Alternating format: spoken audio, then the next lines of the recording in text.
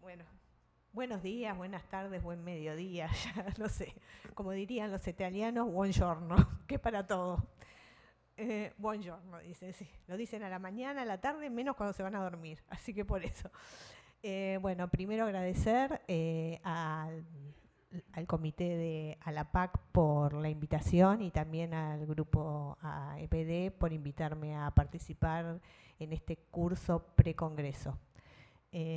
Yo, bueno, voy a hablar de algo quizás un poco más práctico, ¿sí? Que son los problemas que tenemos en el laboratorio, en la preanalítica, ver qué cosas tenemos para poder ir mejorando. A veces no lo podemos mejorar porque tenemos pacientes muy difíciles, pero bueno, de a poco se pueden ir mejorando y también con todo esto que acaba de hablar la doctora Luisiane, estar en voy a pasar ya a la diapositiva, estar en un laboratorio que, como ven, está acreditado no solamente por la ISO 15189, que en nuestro país el organismo que acredita esta norma es el organismo argentino de acreditación.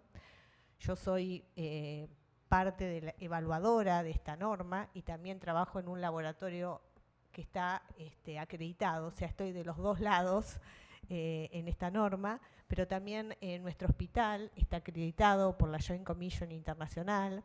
Es uno de los pocos hospitales en Latinoamérica con esta acreditación. Luego va a hablar la doctora Margarita, que también va a hablar sobre esta norma y trabaja en un laboratorio acreditado.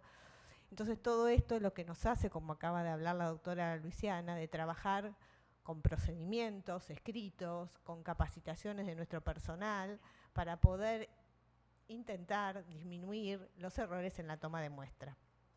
Nuestro hospital es un hospital universitario, se caracteriza por tener 18.000 cirugías anuales, o sea, digamos que su fuerte son las cirugías. Tenemos pacientes ya sea trasplantados de hígado, de médula ósea, trasplante hepático, cirugías de alta complejidad, muchos pacientes oncológicos, tanto adultos como pediátricos. Las consultas anuales, como verán, son 8.400.000 y en el laboratorio anualmente tenemos 230.000 pacientes, entre pacientes de guardia, pacientes internados y pacientes ambulatorios. Y todo esto nos lleva a una cantidad de determinaciones anuales de 2.800.000. O sea que tenemos una gran cantidad de pacientes, tenemos un trabajo muy dificultoso y sobre todo un trabajo muy dificultoso, como yo digo, en lo que es la materia prima, ¿no es cierto?, con la que después nosotros tenemos que dar resultados que sean confiables, que sean precisos y que sea lo más verdadero esos resultados. Entonces, como ya un poco se había dicho anteriormente, aproximadamente el 80% de las decisiones clínicas se basan en los resultados de las pruebas de laboratorio, ¿sí? Es por eso que tenemos que tener todos nuestros procesos, como quien diría, muy aceitados para que el resultado sea lo más veraz al valor verdadero, porque como todos sabemos, siempre tenemos un error relacionado a la medida y esto se trae desde la etapa preanalítica hasta la posanalítica. Entonces, a ver, me voy a poner así lo miro, lo puedo mirar de ahí también. Bueno, acá les puse en una forma más graciosa las distintas etapas del laboratorio y cuáles son el porcentaje de errores que podemos ver en la bibliografía. Por ejemplo, en la etapa preanalítica tenemos una cantidad de errores que pueden ir entre el 62 y el 80%. En la etapa analítica está entre el 13 y el 15%. En la etapa posanalítica tenemos un porcentaje de errores que esta era la que marcaba, no marca, que va entre el 18 y 23%, y tenemos una etapa que también la mencionó la doctora Luisian, que es la etapa, sería la preanalítica o la etapa clínica, también van a encontrar en la bibliografía, que es una etapa en la cual el paciente es desde que el paciente está con el médico le hace la solicitud. Ahora vamos a ver cuáles son todos los puntos que convoca esta etapa clínica hasta que llega al laboratorio. Ahí hay errores y hay errores que aún no los hemos podido medir, lamentablemente. Entonces, en esta etapa de preanálisis, esta etapa clínica preanalítica, tenemos, por un lado, en la selección y solicitud de los análisis. Puede ser que tengamos pruebas innecesarias, puede ser que tengamos pruebas insuficientes, y todo esto nos va a llevar a una solicitud de pruebas inapropiadas. Por otro lado, también puede ser que haya un error en la interpretación del pedido médico porque no entendemos la orden de ese médico, ¿sí? O también puede ser una información incorrecta en la solicitud, que puede estar en todo, desde el pedido médico, desde el apellido del paciente, desde la edad del paciente, o sea, todo lo que esté en la solicitud. Y esto nos puede llevar a una identificación errónea de las pruebas, a una transcripción errónea de las pruebas, a una solicitud que no entendemos o a una preparación por ende inapropiada. Muchos les ha pasado a ustedes que, a ver, yo trabajo en un hospital donde el 80% de las solicitudes médicas son por sistema, si bien también tenemos pacientes ambulatorios que vienen con una orden en papel. Pero muchas veces el paciente no consulta en el laboratorio cuál es la preparación y el médico le dice, vaya al laboratorio, hasta puede ir todo el día al laboratorio y resulta que tiene un cortisol, ¿sí? Bueno, no puede ir todo el día al laboratorio, ¿sí? O resulta que tiene, o hay estudios que en determinados laboratorios se hacen determinados días por una cuestión de juntar pacientes. Por ejemplo, en mi laboratorio los estudios de trombofilia, ¿sí? Para juntar los pacientes lunes y miércoles, los realizamos esos días. Y el que se enoja es el paciente. ¿Y con quién se enoja? Con el laboratorio. No se enoja con el médico que se lo pidió. Entonces, bueno, todo esto está asociado un poco a esta etapa. Pero también tenemos errores en el proceso preanalítico, que va desde la toma y preparación de la muestra. Acá también tenemos que incluir la recepción del paciente, ¿sí? En este proceso preanalítico. ¿Por qué? Porque cada laboratorio, como ya lo acabó de explicar muy bien la doctora Luisiana, tiene que tener descripto cómo ese paciente se lo recepciona, cómo se identifica a ese paciente en el laboratorio, como ella dijo, mínimamente 2 datos que cada laboratorio va a definir cuáles son, cómo transcribe la orden, y eso ya conlleva a un error que yo no lo puse en este caso en esta diapositiva, pero que conlleva un error. También podemos tener errores ya una vez que el paciente fue recepcionado y se tomó la muestra, en una muestra que esté mal enrasada, puede ser una muestra en la cual tuvimos que preparar alícuotas porque no nos alcanzó y la identificamos mal, puede ser muestras con coágulos, y todo esto vamos a tener muestras insuficientes o no apropiadas para el laboratorio. También pueden ser muestras activadas, como pueden ser en los casos de coagulación, pueden ser muestras con hemólisis, ¿sí? Muestras con ictericia o muestras con lipemia, y todo esto voy a tener interferencias que a veces no las voy a poder detectar en el laboratorio y también me va a llevar a un error. Entonces hay un trabajo en el cual dicen que dentro de los tipos y frecuencias de errores en el laboratorio, así como vemos que el 65% se lo adjudican a la etapa preanalítica, que es lo que estamos hablando, en este trabajo dicen que de ese 65% hay un 38% que se lo adjudican, casi un 40% a muestras hemolizadas, hay un 11% a muestras insuficientes, hay un 8% porque hay un contenedor que es erróneo, se puso en un contenedor que no era, y que esto del contenedor que no era está asociado también a todos estos procedimientos que no están verdaderamente aceitados. Hay un 8% que se debe a muestras coaguladas y un 3% donde están estas muestras que pueden estar mal identificadas, por ejemplo, que no estaban puestas acá. Y que el resto, como dijimos, 15% analítico, 20% posanalítico. Entonces vamos a empezar a ver cuáles son, dentro de los errores que tenemos en el laboratorio, el de las muestras hemolizadas. Vamos a ver cuando vayamos delante de la charla que sí, van a haber cosas que van a ser muy comunes para las muestras hemolizadas que para muestras coaguladas también, ¿sí? Entonces, ante todo, lo primero que tenemos que definir es qué es hemólisis para nosotros. La hemólisis es una palabra que deriva del griego y que quiere decir hemo es sangre y lisis es la destrucción. O sea que, como todos sabemos, es la destrucción de los glóbulos rojos que lo que nos va a llevar es a una alteración en el contenido del plasma del paciente. Y esto lo vamos a ver, como todos sabemos, en una coloración roja que va a ser visible en el plasma o en el suero. Pero tenemos que, tenemos que diferenciar que existen dos tipos de hemólisis, ¿sí? La hemólisis in vivo, que es una patología propia de los pacientes, que puede ser congénita o adquirida, y que puede llevar a distintos tipos de anemia. Y tenemos la hemólisis in vitro, que es aquella que se produce por el resultado del mal manejo, de manipulación de la muestra, del transporte de la muestra, de la conservación de la muestra, y que esto nos va a llevar también a errores posteriormente en el resultado analítico del paciente, con lo cual va a impactar, si este resultado nosotros lo terminamos liberando, en la salud del paciente. Vamos a hablar un poquito de la hemólisis in vivo, porque a veces no la tenemos en cuenta en el laboratorio. Muchas veces pensamos que una muestra está hemolizada y se la adjudicamos a la hemólisis in vitro, a la de la etapa preanalítica.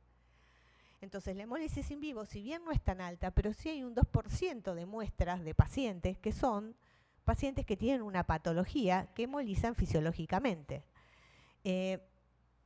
Las causas, como dije anteriormente, pueden ser congénitas o adquiridas, y tenemos que tener en cuenta que las hemólisis las podemos in vivo, pueden ser de acuerdo al sitio donde se produce la destrucción del glóbulo rojo, puede ser una hemólisis extravascular o intravascular. Extravascular es cuando hay una destrucción generalmente inherente del glóbulo rojo y que se destruye, y la intravascular es aquella que se va a destruir dentro del vaso sanguíneo. Para recordar un poco esto, más que todo para cuando tengan presente la patología de algún paciente y estén delante de una muestra que esté hemolizada, tengamos en cuenta que las hemólisis extravasculares son fundamentalmente la deficiencia de enzimas del glóbulo rojo, como la deficiencia de la glucosa 6-fosfato deshidrogenasa, de la deficiencia de la piruvato quinasa, las hemoglobinopatías, como las talasemias y las drepanocitosis, los defectos en las membranas del eritrocito, como la eferocitosis hereditaria, también la eliptocitosis. Y también hay algunas infecciones, como sabemos, como la malaria, la bartonela, que pueden producir hemólisis dentro del glóbulo rojo. Y algunas otras anemias, como la hemolítica autoinmune o los casos de hiperesplenismo o enfermedad hepática.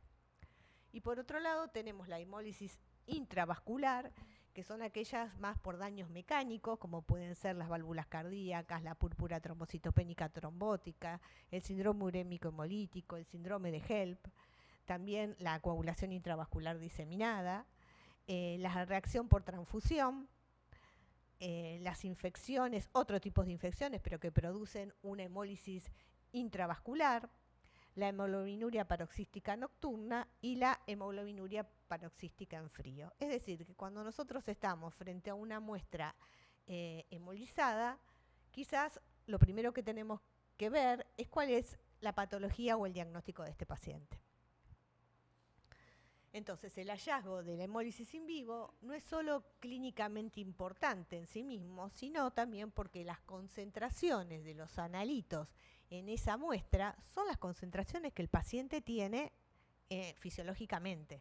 Entonces, esto hay que informarlo como tal.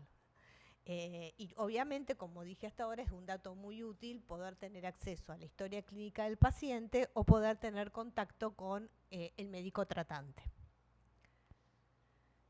Cuando descartamos que sea una hemólisis in vivo, entonces sí tenemos que pensar en la hemólisis in vitro, que como dijimos es la destrucción del glóbulo rojo, pero ya debido a un proceso en la toma de muestra, ya sea la toma de muestra, la manipulación de la muestra, el transporte de la muestra, la conservación de la muestra. Y todo esto no solo altera a los analitos que están en el plasma o en el suero, sino que también podemos ver que hay alteración de otras células como los leucocitos y las plaquetas, porque sabemos que en estos casos muchas veces hay una activación de la coagulación cuando una muestra se hemoliza. la prevalencia, como vimos anteriormente en las anteriores diapositivas, de muestras hemolizadas, según la literatura en los laboratorios, es de un 3 a un 4%, y esto estaría representando en el total de las muestras rechazadas, o sea, de las muestras que nosotros pedimos una nueva muestra, entre un 40 y un 70%. Entonces vamos a ver un poco cómo podemos prevenir que la muestra se nos hemolice, se nos active, se nos coagule, ¿sí? Cuando a veces no es tan fácil. Por un lado es poder, obviamente todo esto muchas veces depende del que tome la muestra, seleccionar el calibre de la vena adecuado, a ver si va, sí va, que sabemos que son aquellas que tienen mayor flujo sanguíneo, no ir a buscar venas muy finitas porque sabemos que en esos casos la muestra se va a hemolizar. Y estas son, ahí está, la basílica, la cefálica y la mediana cubital. O sea, por un lado es la zona donde tomamos la muestra, ¿sí? Por otro lado, a ver, no, disculpen, pero no era esta, pero no importa. Bueno, es el calibre de la aguja. Es importante ustedes tengan en cuenta que cuando nosotros estamos haciendo una extracción, tenemos un diámetro que tiene la aguja y a su vez, si sacamos al vacío también hay una fuerza, si sacamos con una jeringa también estamos haciendo una fuerza, entonces hay una tensión mecánica y esto puede producir la ruptura del glóbulo rojo. Es por eso que tenemos que seleccionar muy bien cuál es el calibre de la aguja que necesitamos. Entonces, recordemos, según la CLSI, la Clinical Laboratory Standard Institute, que tiene como las ciertas normas estandarizadas para muchas cosas del laboratorio, aconseja siempre que el calibre de la aguja, o sea, el ideal es el 21G. ¿A qué se refiere 21G? Bueno, cuando hablamos de calibre, estamos hablando de un diámetro externo de la aguja y de un largo de la aguja, ¿sí? Entonces, la 21G es la aguja que normalmente conocemos de color verde en todo el mundo, que tiene un diámetro externo de 0,8 y un largo de 25 milímetros. Esa sería la ideal, pero no debemos sacar con un calibre que sea menor a 19G, ni tampoco mayor a 25G, porque lo que vamos a ocurrir es que si es menor a 19G, es un calibre muy grande, vamos a obtener turbulencia y esta turbulencia va a generar hemólisis. Y si sacamos con un calibre mayor a 25G, es decir, más chiquitito todavía, va a haber una gran presión al sacarlo y esto va a producir activación plaquetaria y también hemólisis. O sea, lo ideal es de 21G a 25G en los pediátricos, porque sabemos que muchas veces, o en aquellos pacientes con venas muy finitas, no podemos usar otro calibre. Por otro lado, también sabemos que la CLSI recomienda la toma de muestra al vacío. Todos los que estamos acá trabajamos en laboratorio, sabemos que no a todos los pacientes le podemos sacar al vacío, ¿sí? Sería lo ideal, pero que no a todos. Pero en el caso que sí se pueda, recordemos que tenemos, en el caso de BD, tiene distintos tipos de dispositivo para la toma de muestra. Uno es la aguja Eclipse, que generalmente es la aguja que vamos a usar cuando el paciente tiene un acceso venoso muy bueno, ¿sí?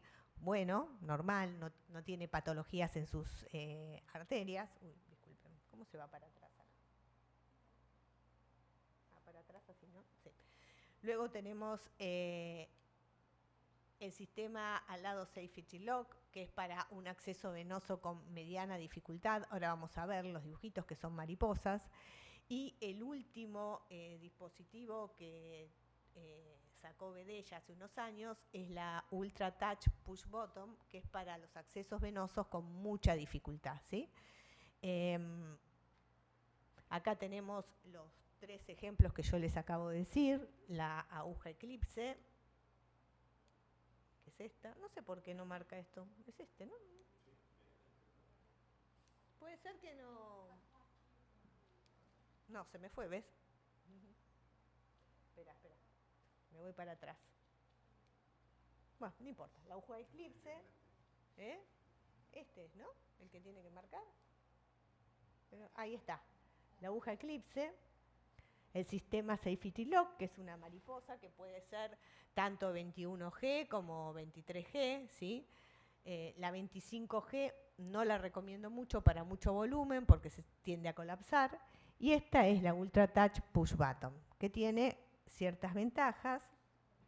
O sea, si nosotros vemos estos 3 diámetros, ¿sí?, de las distintas agujas, podemos ver, la que tenemos en el medio es la Ultra Touch, se caracteriza por tener las paredes de la aguja son más finitas con respecto a una 25 o una 23G, lo que hace que el diámetro interno sea mayor, teniendo un grosor igual que una 25, ¿sí?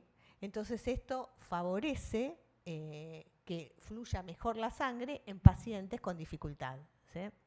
Si ustedes se fijan acá y podemos ver el tiempo de llenado de un tubo de 5 mililitros, pueden ver que la 25G Ultra Touch tarda 25 segundos y para 5 mililitros, mientras que la Push Button Blood tarda 43 segundos. Es importante la diferencia.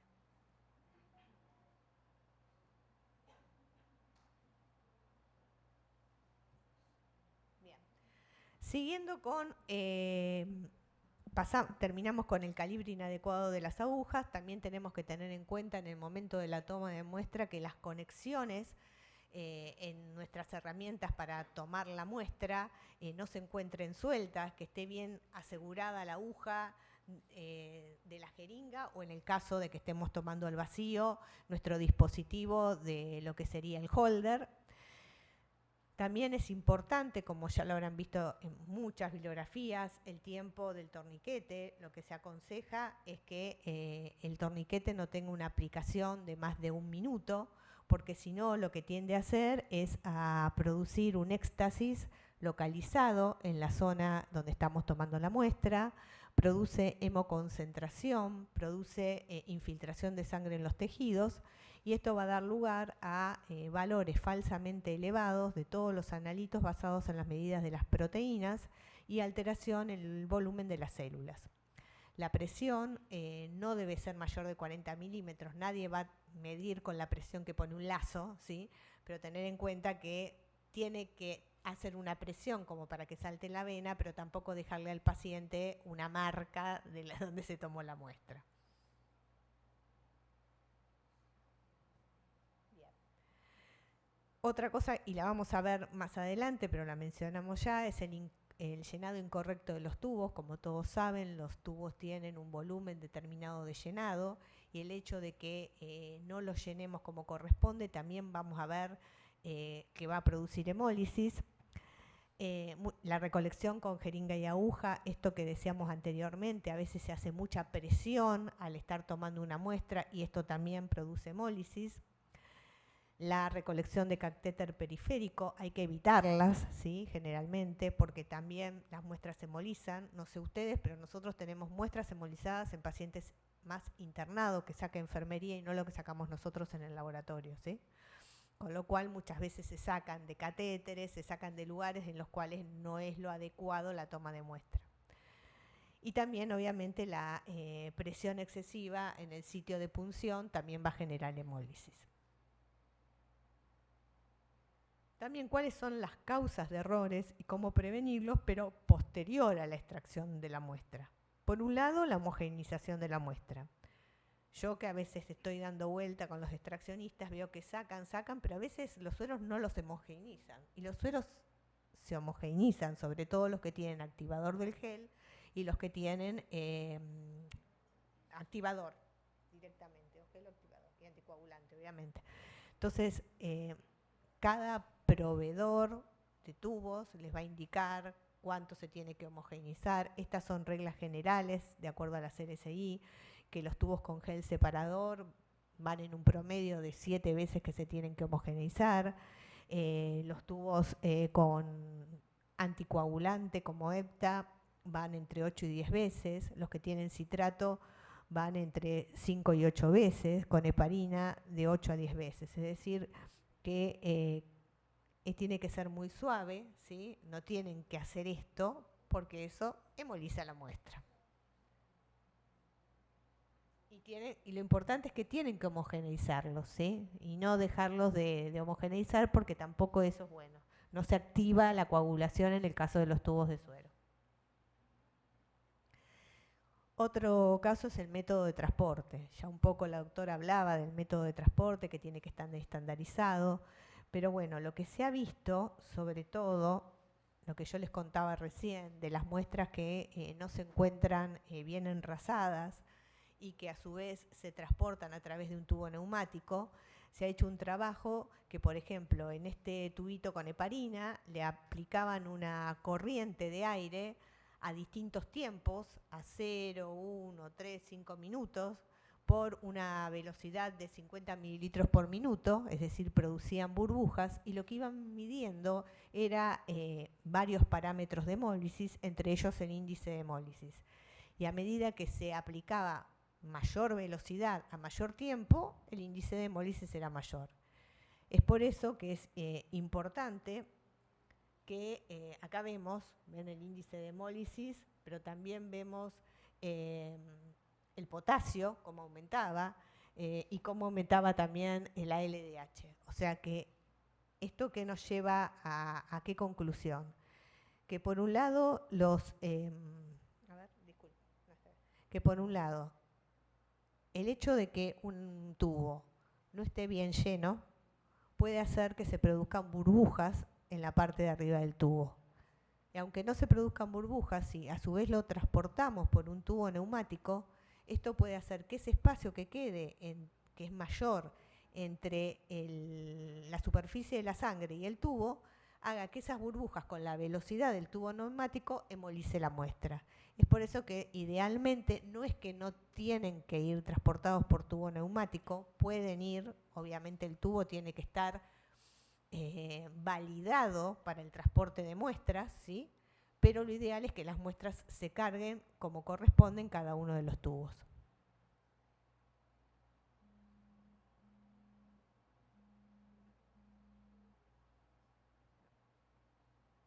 A ver, vamos a ir para atrás.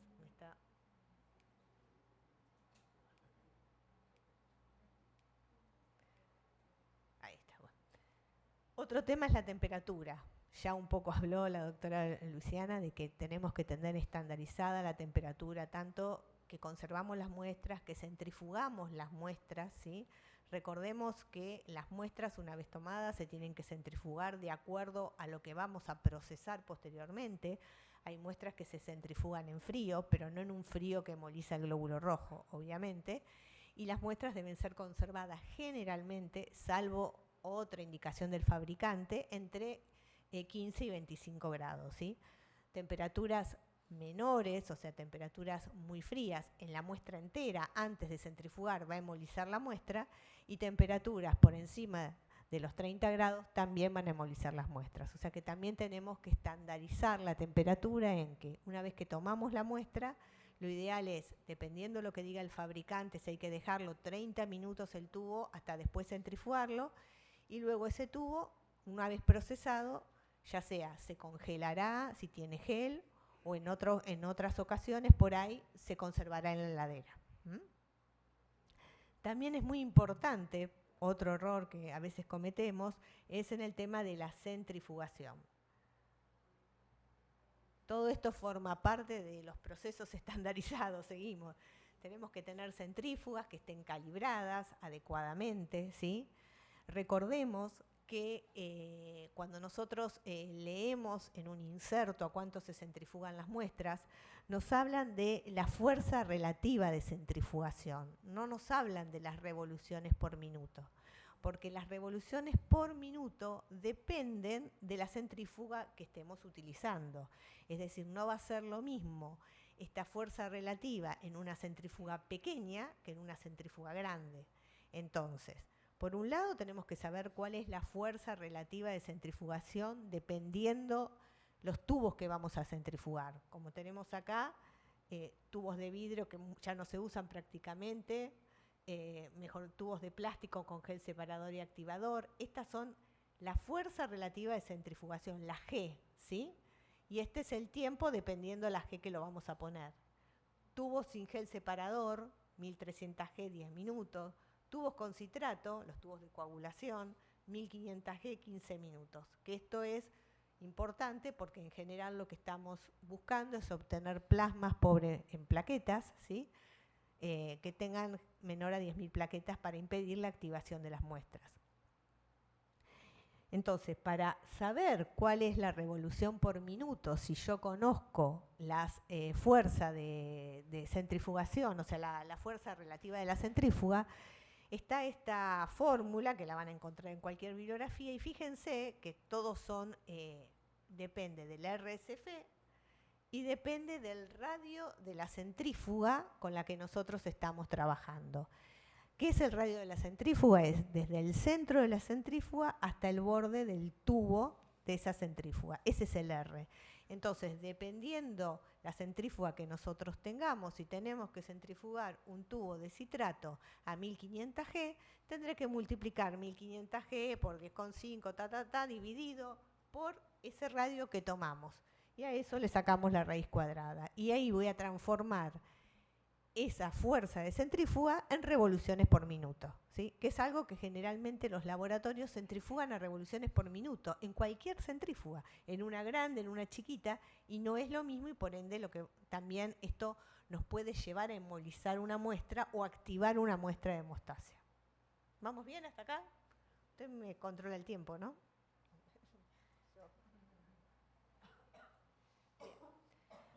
Bueno, y un poco lo del almacenamiento de sangre entera, que no debemos almacenar la sangre entera porque la sangre entera se hemoliza.